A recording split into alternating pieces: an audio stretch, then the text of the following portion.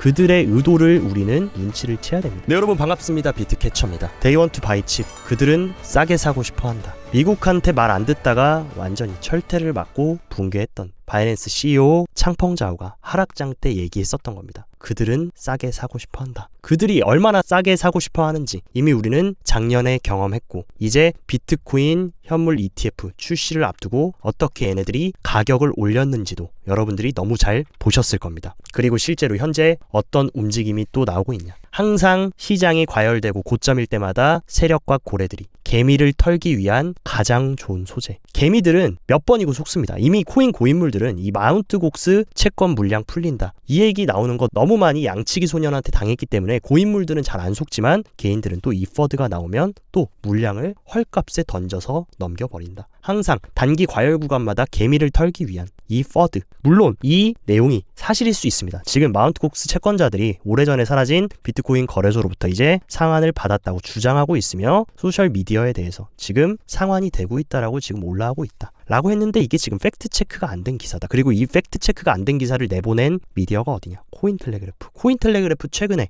올해 하반기에 어떤 일이 있었습니까? 블랙록 현물 ETF 승인됐다고 깜짝 퍼드 뉴스 발표하고 가격 올렸다가 폭락시켰던 그 언론사가 또다시 지금 마운트 곡스 퍼드를 터트린다. 여기서 제가 볼 때는 좀 수상하다라고 생각합니다. 비트코인 현물 ETF가 제가 볼 때는 1월 1일부터 1월 10일 안에 최종적인 승인 결과가 나올 확률이 95% 이상이라고 생각하는데, 왜 하필 그 직전에 연말에 이런 마운트 곡스 소식을 지금 퍼뜨리고 있을까? 여기에 우리는 물음표를 던져야 되고, 결국에 그들의 의도를 우리는 눈치를 채야 됩니다. 지금 블랙록의 플랜이 뭐냐? 블랙록은 비트코인이 계속 유지될 것을 알고 있다. 그러니까 현물 ETF 본인들이 장사하려고 하는 거 아니겠습니까? 그리고 블랙록은 퍼드를 생성하고 비트코인 가격을 하락시키고, 개인 투자자는 이런 마운트 곡스 퍼드 터지면 어떻게 됩니까? 오늘처럼 이런 식으로 투매해버립니다. 그러면 비트코인이 그거를 그대로 받아서 본인들 입속으로 넣고 그 이후에 ETF 출시하는 그림. 그 다음에는 뭡니까? 당연히 ETF 출시되면 호재 소멸, 기대감 소멸로 비트코인 폭락할 거다 라고 생각하시는 분들이 많은데, 저는 반대입니다. 이 ETF가 출시된다는 건 뭡니까? 지금까지 법적으로 비트코인을 소유하지 못했던 그런 기관들의 수요가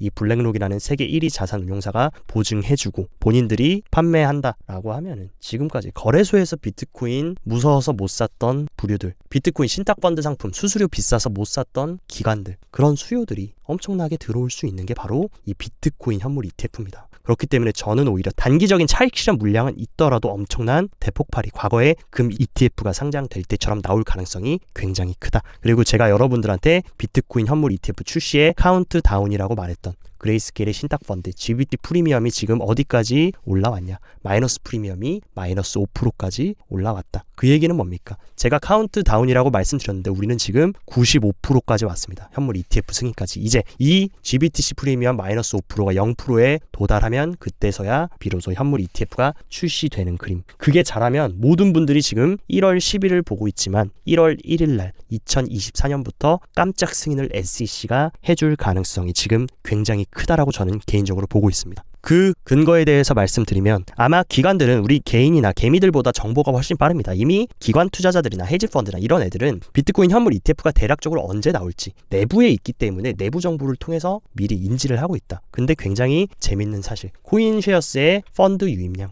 기관들의 펀드 유입량이 지난달에 이런 식으로 빠졌다가 갑자기 또 엄청난 기관들의 물량이 유입이 됐다. 그리고 또 하나 우리가 주목해서 봐야 되는 거, 특히나 이 비트코인으로의 엄청난 물량이 들어왔습니다. 보시면 이더리움이나 아니면 솔라나 이런 것들에 비해서 이 비트코인 물량이 엄청나게 들어왔다라는 건 뭡니까? 비트코인 현물 ETF 승인이 굉장히 앞당겨 있기 때문에 미리미리 기관들이 지금 매집을 했다는 것을 우리가 해석할 수 있다. 그리고 또 어느 국가에서 가장 많은 비트코인 펀드가 매집을 했느냐? 바로 캐나다, 그리고 독일, 유나이티드 스테이트, 미국까지 이런 북미의 자금들과 유럽의 자금들이 엄청나게 시장에 유입됐다. 여러분들 아셔야 되는 게, 북미와 유럽은 어떻게 보면 서방으로 하나로 묶여있다라고 보는데, 이런 서방의 자금들이 시장에 엄청나게 유입됐다라는 거, 현물 ETF가 굉장히 임박했다라는 거 우리가 볼 수 있고, 또한 지금 기관 투자자들이 2024년에 암호화폐 활동이 증가될 것이라고 어떤 사람이 얘기해 줬습니까? 크립토 시장의 가장 큰 옵션 거래소인 데리비트, 데리비트 최고 상업 책임자인 룩스트리저가 어떤 발언을 해줬냐. 2024년에 시장에 더 많이 참여할 수 있는 입지를 지금 마련하고 있고, 이런 옵션 거래는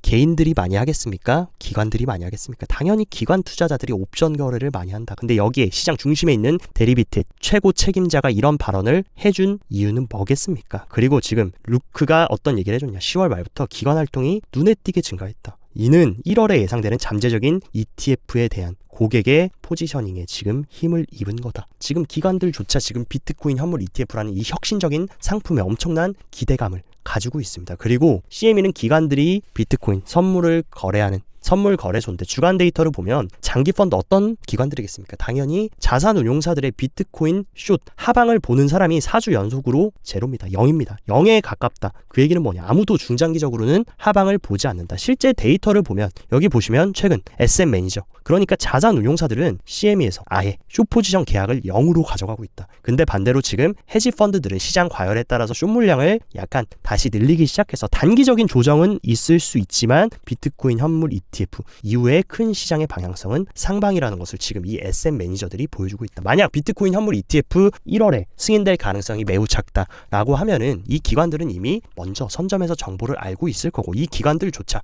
숏 포지션을 늘릴 겁니다. 근데 왜 이런 자산운용사, 블랙록을 포함해서 아크 인베스트먼트 이런 자산운용사들은 왜 숏 물량을 하나도 가지고 있지 않을까? 왜냐하면 이들은 중장기 투자자고, 중장기적으로 비트코인 현물 ETF가 승인되고 가격이 상승할 가능성이 높다라고 이들은 이미 알고 있는 것이기 때문입니다. 그래서 어떤 지금 이런 기관들의 목적, 그들이 싸게 사기 위해서 시장을 흔드는 무빙에 대해서 여러분들이 잘 추적하고 파악하셔야 되고, 물론 단기적인 개미털긴 있을 수 있지만 제가 뭐라 그랬습니까? 어차피 두 가지밖에 없습니다. 눌리고 올라가냐, 아니면 눌려주지도 않고 바로 그냥 올려버리냐. 이 두 가지이기 때문에 우리는 두려워하고 걱정할 필요는 없다. 그리고 또 지금 시장에 엄청난 힌트들이 계속해서 나오고 있습니다. 지금 스테이블 코인에 대한 법률이 2023년에 25개국에서 법률이 제정됐다. 그리고 25개국 중에 어떤 국가들이 포함이 되었냐. 오스트리아, 바하마, 덴마크, 에스토니아, 핀란드, 프랑스, 독일, 그리스, 일본, 룩셈부르크, 포르투갈, 스페인, 스웨덴, 스위스. 여기서도 우리가 딱 느낄 수 있는 것, 지금 유럽이 이 스테이블 코인에 대한 규제를 정확하게 지금 성립을 하고 정식으로 채택하고 수용하려는 움직임을 가지고 있는데, 지금 가장 중요한 미국조차 그런 움직임을 보이기 시작했습니다. 내년에 미국에서 스테이블 코인 규제 법안이 통과될 확률이 75%에 달한다. 지금 어떤 상황입니까? 블록체인 협회의 대정부 관계 담당인 론 해먼드가 내년 미국 의회에서 스테이블 코인 규제 법안이 통과될 확률이 75%에 달한다 라고 얘기하면서 실제로 최근에 어떤 움직임을 보였습니까? 스테이블 코인 규제 관련해서 2023년 암호화폐 플레이어들의 로비 활동이 엄청나게 급증했고, 지금 2023년 암호화폐 업계는 스테이블 코인 규제를 형성하고 입법 결과에 영향을 미치기 위한 로비 활동이 엄청나게 증가했다. 최근에 크립토 시장의 중심에 있는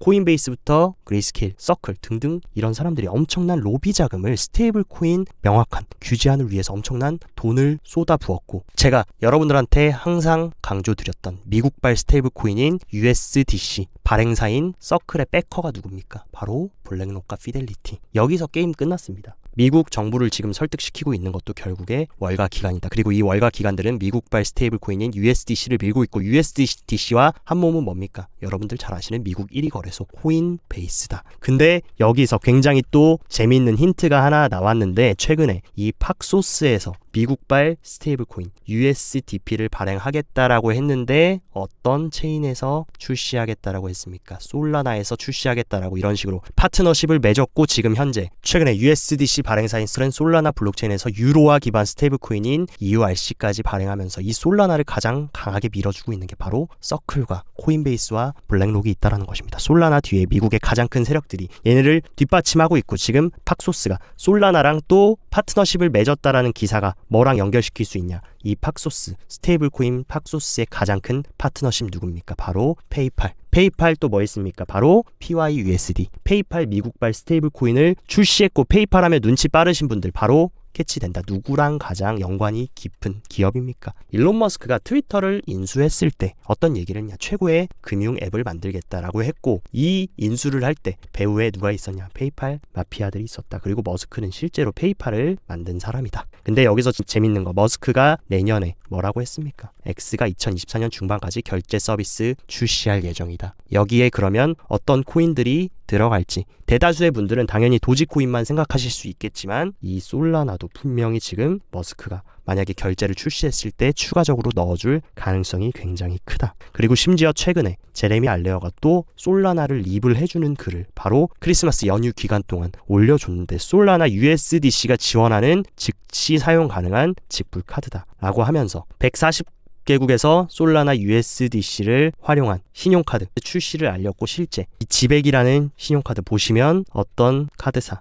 비자와 마스터카드가 얘네를 백킹을 해주고 있고 USDC 통해서 결제를 할 수 있는 이런 시스템을 카드사랑도 만들어가고 있다. 근데 어떤 네트워크? 솔라나 네트워크를 활용한다. 미국이 지금 미국발 레이어 1 코인인 솔라나를 얼마나 뒤에서 지원 사격하고 있고, 솔라나를 끌어올리기 위해서 미국은 자기네들끼리 다 해먹기를 좋아하는 나라입니다. 비트코인 현물 ETF는 블랙록이 해먹겠다. 그리고 크립토 거래소는 코인베이스가 해먹겠다. 그리고 스테이블 코인은 USDC가 해먹겠다. 그렇다라고 하면 스마트 컨트랙트는 누가 해먹게 하겠냐? 미국발 레이어 1인 솔라나가 해먹게 하려고 지금 얘네들이 작전을 짜고 있는 거. 그렇기 때문에 제가 여러 번 제 구독자님들한테 솔라나를 우리가 주목해야 된다라고 말씀드리는 거고, 지금 USDC 결제 카드를 발행한 이 비자와 마스터카드는 세계 1, 2위 결제 기업입니다. 근데 얘네들이 지금 USDC와 솔라나 함께 이런 식으로 신용카드까지 지원하겠다라는 거, 이미 전 세계로 확장을 지금 큰 그림을 그리고 있다라는 거. 그리고 제가 여러 번 솔라나 2만원, 3만원 때부터 구독자님들께 말씀드렸을 때부터 이미 솔라나가 너무 많이 올라가지고 이미 늦으신 분들은 솔라나에 집중하시기보다 솔라나 생태계에 아직도 먹을 것들이 정말 많으니까 이쪽에 집중하라고 여러 번 말씀드렸습니다. 근데 실제로 지금 솔라나 밈 시즌, 솔라나 생태계는 디파이고 NFT고 밈이고 할 것 없이 다 지금 대폭발을 하고 있는데, 실제로 몇몇 트레이더들은 지금 단 며칠 만에 수백만 달러를 솔라나 생태계에서 수익을 내고 있다. 그래서 제가 여러분들한테 힌트를 하나 드리자면, 봉크 이후로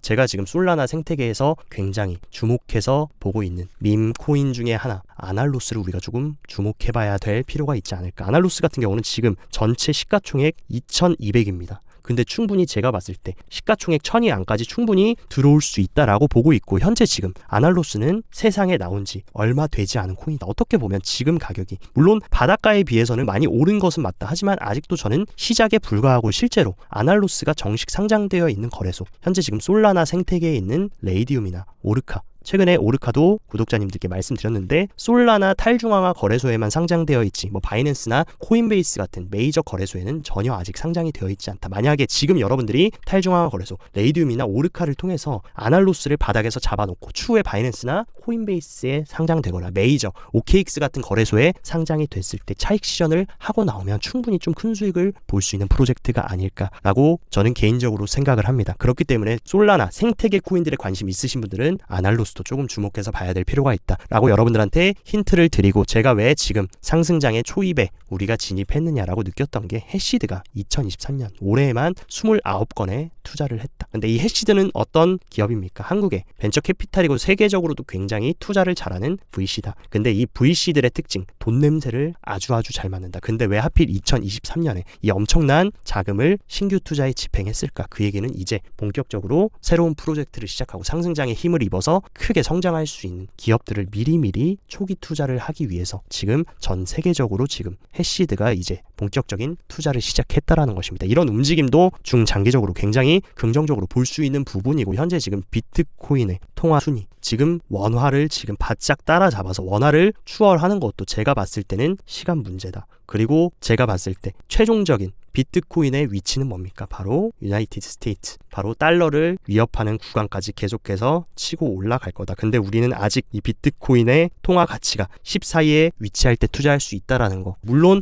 혹자는 많이 상승했다, 고점이다라고 단기적으로 볼 수 있지만 중장기적인 항해를 하는 우리들 입장에서는 아직도 기회는 충분히 많이 남아있다라고 생각합니다. 그리고 몇 가지 조금 온체인 데이터들도 우리가 살펴보자면, 최근 비트코인 인스크립션 관련해가지고 굉장히 많은 얘기들이 들렸고 엄청난 트랜잭션이 발생하면서 비트코인의 네트워크도 엄청나게 살아나고 있는데, 최근에 어떤 움직임입니까? 채굴자들의 수수료는 감소하고 있지만 인스크립션의 수수료는 증가하고 있다. 이 얘기는 뭡니까? 비트코인의 채굴 수수료뿐만이 아니라 이런 식으로 실제 생태계가 살아나고 있다는 거. 네트워크가 살아나고 있다라는 게 바로 인스크립션, 수수료의 증가가, 시장 생태계가 살아나고 있다라는 것을 실제 온체인상으로 증명을 하고 있고, 지금 10년 이상 비트코인을 장기 보유 중인 주소수가 어떻게 가고 있습니까? 계속해서 가파르게 우상향한다. 그 얘기는 뭡니까? 점점 더 많은 사람들이 비트코인 한 번 사면 10년 이상 계속 들고 갈 정도로 장기 투자자들이 계속 많아졌다. 근데 재밌는 거 뭡니까? 내년에 또 이제 비트코인 공급량은 절반으로 줄어들고 반토막이 나는 반감기가 있는데, 점점 더 많은 사람들이 비트코인 한 번 사면 10년 이상 들고 가고 장기적으로 계속 보유한다 라고 하면 수요와 공급의 법칙에 따라서 수요는 계속 많은데 사람들이 내다 팔지 않습니다. 함부로 던져주지 않기 때문에 가격 어떻게 되겠냐? 당연히 큰 그림으로 봤을 때 상승할 수밖에 없다라는 것입니다. 그리고 이제는 많은 현명한 투자자들이 많기 때문에 비트코인 5% 10% 올랐다고 시장에 던져버리고 그런 사람 없습니다. 오히려 수량 계속 모아가시고 마이크로 스트래티지의 세일러처럼 계속 DCA 하면서 중장기적으로 보고 축적하고 매집하시는 분들이 개미들 중에도 많아졌기 때문에 여러분들이 얼마나 이 비트코인을 소중하게 들고 가고 쥐고 가야 될 명분은 정말 확실하다. 그리고 지금 많은 분들이 단기적으로, 물론 너무 가파르게 상승했기 때문에 단기 과열 구간임은 부정하지 않습니다. 지금 언제 조정이 나와도 사실 이상한 자리는 아닌데, 큰 추세로 보자면 과거에 진짜 불장의 고점에는 활성 주소수가 핵심 저항 라인을 터치해줬을 때가 진정한 불장의 끝이었습니다. 근데 지금 자리는 어떠냐? 물론 최저점 바닥은 지나왔지만 활성 주소수가 아직까지 진짜 불장의 고점 부근에 가려면 아직 우리는 중간밖에 안 왔다. 이만큼이나 더 상승할 수 있는 구간이 남아있기 때문에 단기적인 흔들기와 조정 횡보는 있을지언정 큰 그림에서 아직도 한 방 더 치고 올라가줄 가능성은